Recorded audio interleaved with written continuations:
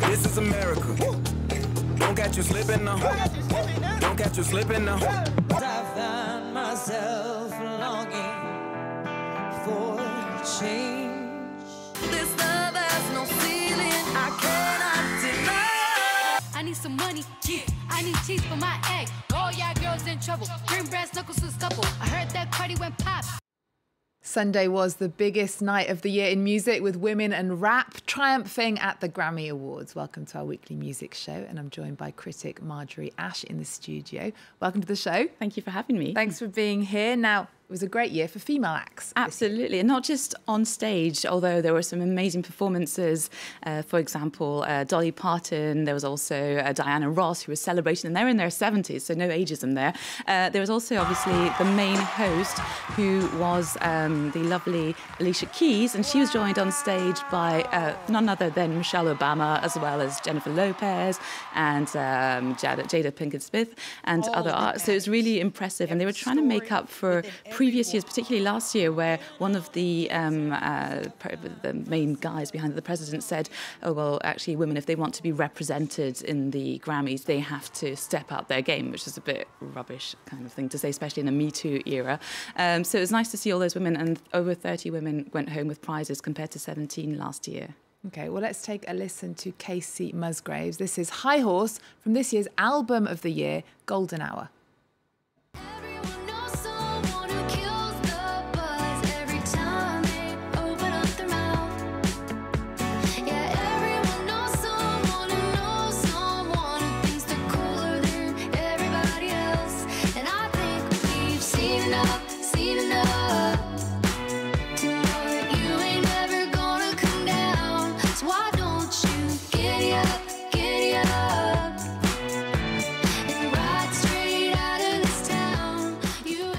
So she pretty much took on all the, say, country prizes. Is she the next Dolly Parton? Perhaps we'll have to wait and see.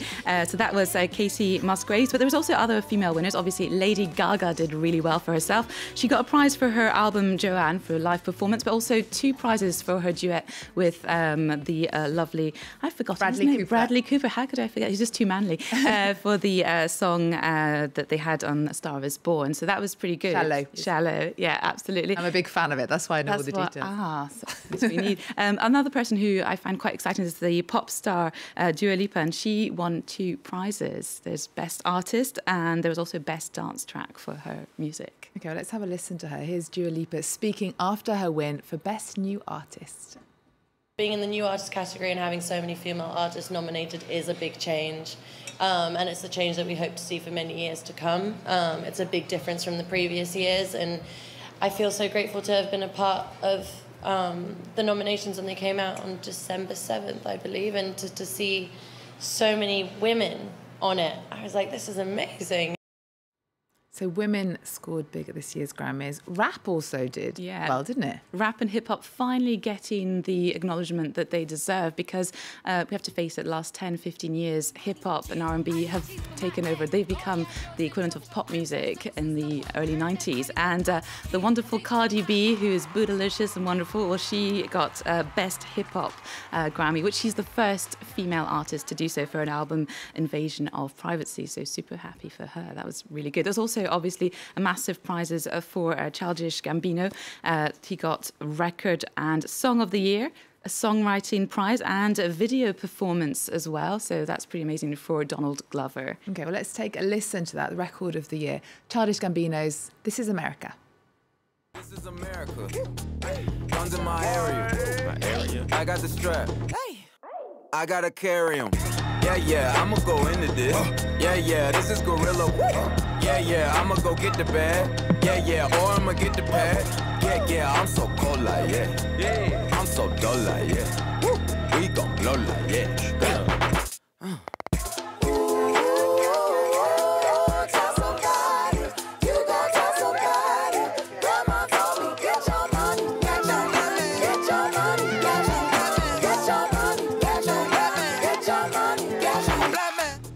Video This is America from Childish Gambino's millions of hits on YouTube.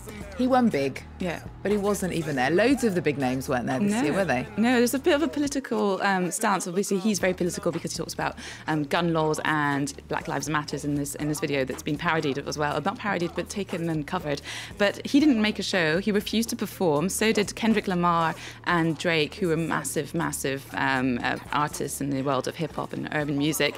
And there was also the case of the Ariana Grande, who was asked to perform, and they refused her song choice, so she didn't even turn up and decided to cancel last week. Interestingly, Drake did get on stage to accept his prize, and he kind of gave a little dig at the Grammys. He said, we play an opinion-based sport, not a factual-based sport. And he said the fact that if as an artist you're already signed, then that's an amazing feat. So that's talking to young mixed-race people from across the world. You have to know that wherever you're from, that's a good thing. So yeah, so it was a victory, I think, for minorities, both in the case of women and also people of urban and different kinds of backgrounds. So I think that was good. And there were so many awards actually at the Grammy Awards.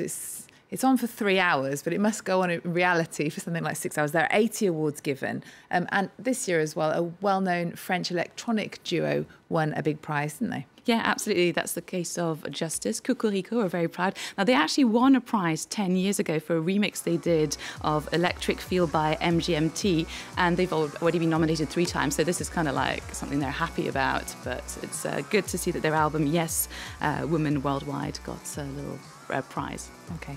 And the French equivalent to the Grammys, Le Victoire de la Musique, took place over the weekend as well. And women and rap won big again there, didn't they? Yeah, and kind of the underdogs for once kind of got, people like Chris or Christine and the Queens, you expected them to win. She actually was nominated for 2 prizes, didn't get anything.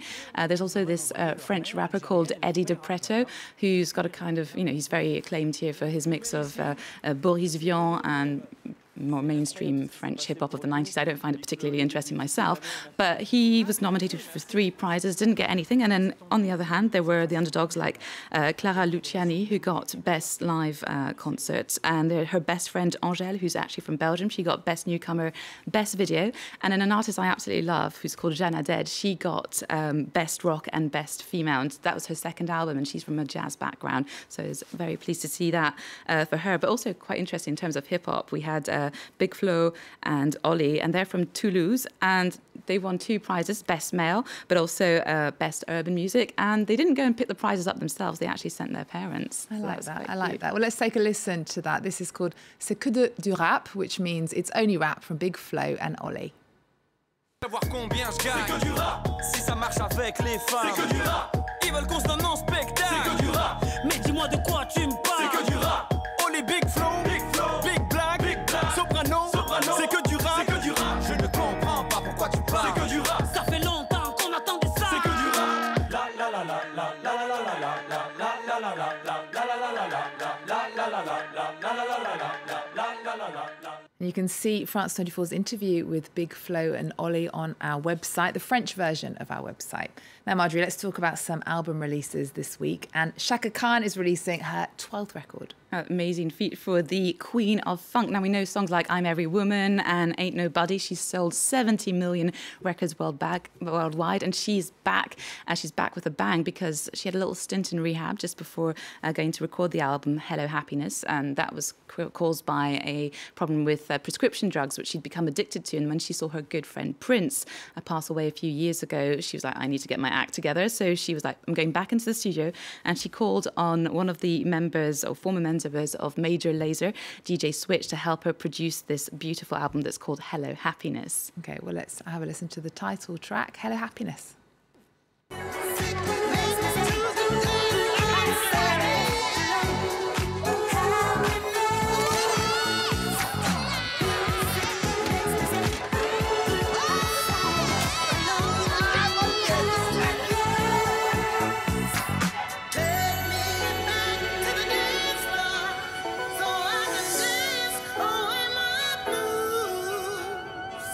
Love is what I'm here for.